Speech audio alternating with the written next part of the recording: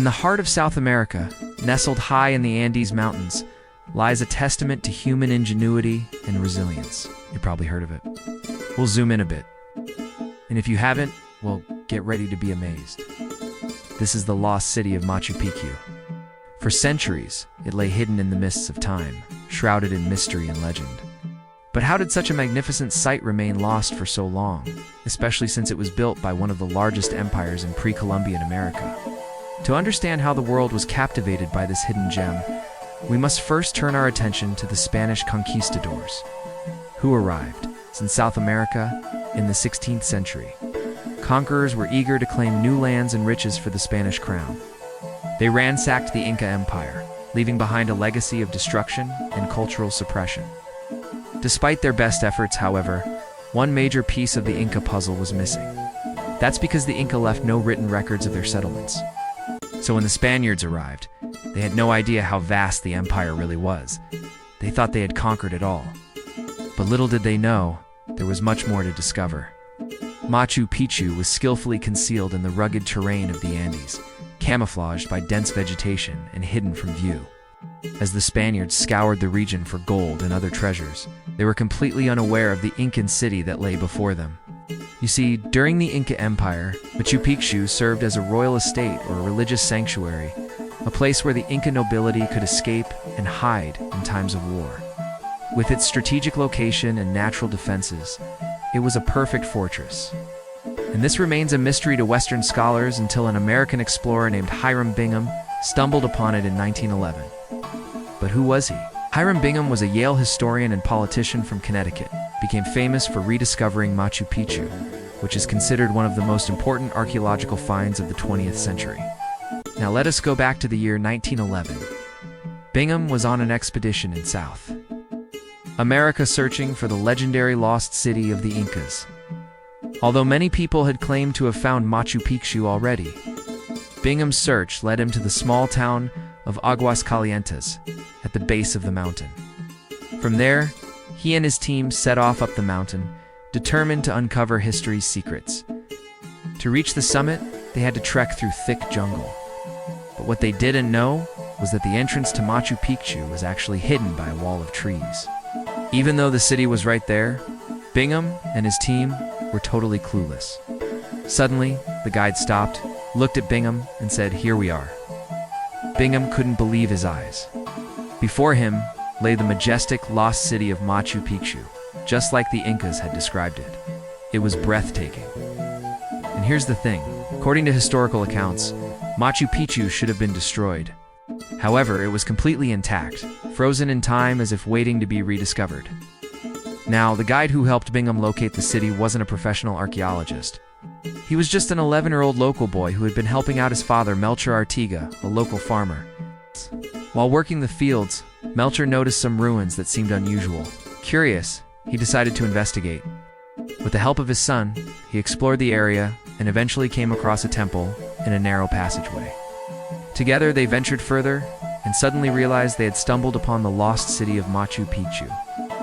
Realizing the significance of their discovery, Melchior contacted Hiram Bingham, who was eager to explore these ruins. When Bingham entered the city, he was greeted by a sight that took his breath away. He saw terraces that had been used for agriculture, temples dedicated to the gods of the Inca, and houses that once housed the elite members of society. Everything was perfectly preserved, as if the city's inhabitants had vanished into thin air. It was a scene straight out of a fantasy novel. However, it wasn't all fun and games. It was a serious academic race to find Machu Picchu first and get credit for it. For example, there was a professor at Harvard who believed he de-found it in 1897. But no one knew this, because he never wrote it down. Some people even robbed parts of the site and hid them in museums and private collections. So when Bingham found the city, he had to convince everyone else that he was the first person to find it.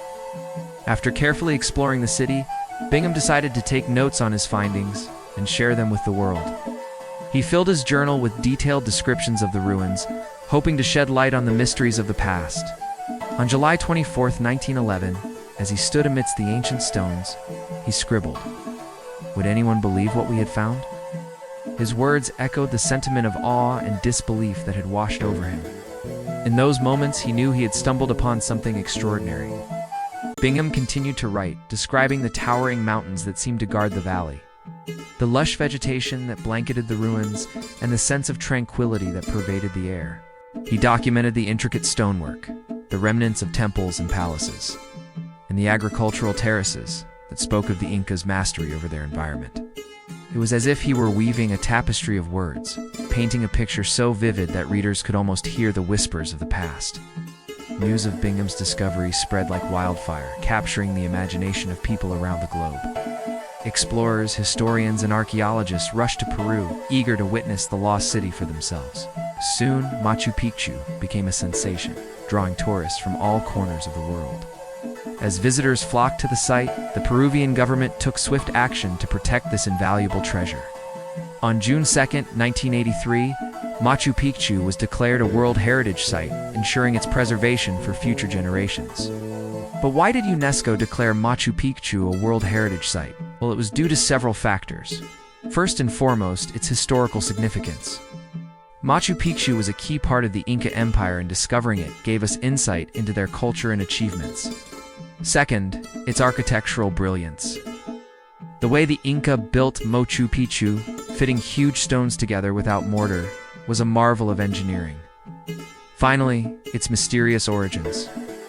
No one knows exactly why the Inca built Machu Picchu or why they abandoned it. This adds an air of intrigue that makes it even more fascinating. So why does it matter that Bingham found Machu Picchu? Well, imagine being in Europe in 1911. You've heard tales of South America, but it seems like a far-off, exotic place. And suddenly you see pictures of a lost city in National Geographic magazine. It sparks your interest and makes you realize that there's more to the world than what you see around you. That's what Bingham's discovery did for people back then. It opened their eyes to a different time and place. Today, we have the internet and social media. Bingham had discovered Machu Picchu today, it would be trending on Twitter within hours. But back then, it was a big deal. His discovery also sparked a debate between Peru and Yale University. This was over ownership of thousands of artifacts that Bingham collected from Machu Picchu. Yale refused to return them, claiming that Bingham had donated them to the university. But Peru argued that they had been stolen from a sovereign nation and demanded their return. Eventually, an agreement was reached where 45,000 artifacts would be returned to Peru, while Yale got to keep the rest. While it was exciting to discover Machu Picchu, it also came with some challenges. For example, farmers from the nearby village started to migrate to the city. They set up stalls to sell souvenirs and food, trying to make money from the tourists. Bingham wanted to preserve the ruins, so he tried to stop the migration. However, he ended up hurting the local economy. Also, the government kept changing who was in charge of protecting Machu Picchu. This caused problems because no one knew what to do or who to listen to. The government also spent more money on roads and railways to get to Machu Picchu instead of improving living conditions for the locals. This caused resentment and violence, making it hard to keep the city protected. As tourism grew, so did the threat to the ruins.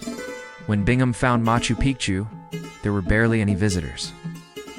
But by the late 1960s, over 100,000 tourists were visiting every year. All of these people walking around damaged the ancient stones and removed pieces of the ruins to take home. Because of this, the Peruvian government closed Machu Picchu to the public multiple times, each time finding more damage and even finding out that some people had stolen items from the site. You may be thinking, why is it important to protect Machu Picchu anyway? Think of it like this. Imagine you found a letter written by someone famous 500 years ago. You'd want to keep it in good condition, right? It's the same with Machu Picchu. It's not just a pile of old stones. It's a connection to the past. It tells us about the Inca people, how they lived, worked, and believed. Protecting it means preserving a part of human history that might teach us things we don't know yet. If you're wondering why people still visit Machu Picchu today, despite the danger, the answer is simple.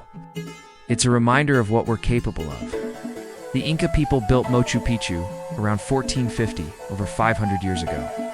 They had no modern tools, machines, or even metals. Yet they created a city in the clouds, balancing giant rocks without using heavy equipment.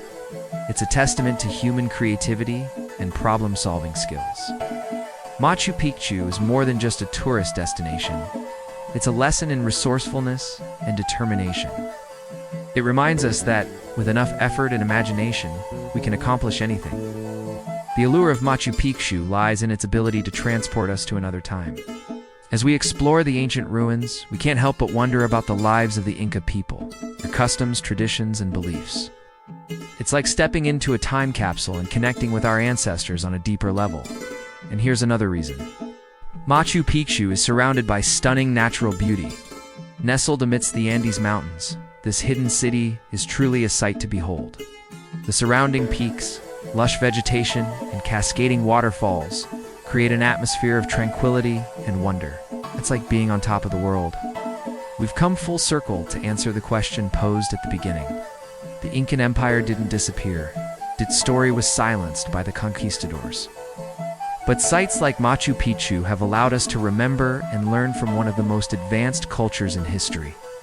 Its rediscovery in 1911 changed the course of history. It made us realize that there are still secrets waiting to be uncovered, and that the past isn't as distant as we think. Think about it. The Incas lived, built, and thrived right here hundreds of years ago, and now we have the privilege of standing in their footsteps, marveling at their ingenuity and appreciating their legacy. It's a humbling experience, but I'm curious to hear from you. What amazes you about Machu Picchu? Do you believe there are other lost cities waiting to be found? Share your thoughts below. Thank you for joining me on this journey through time. Till next time, keep exploring the wonders of our world and the secrets of our past. Who knows what incredible discoveries await us just around the corner?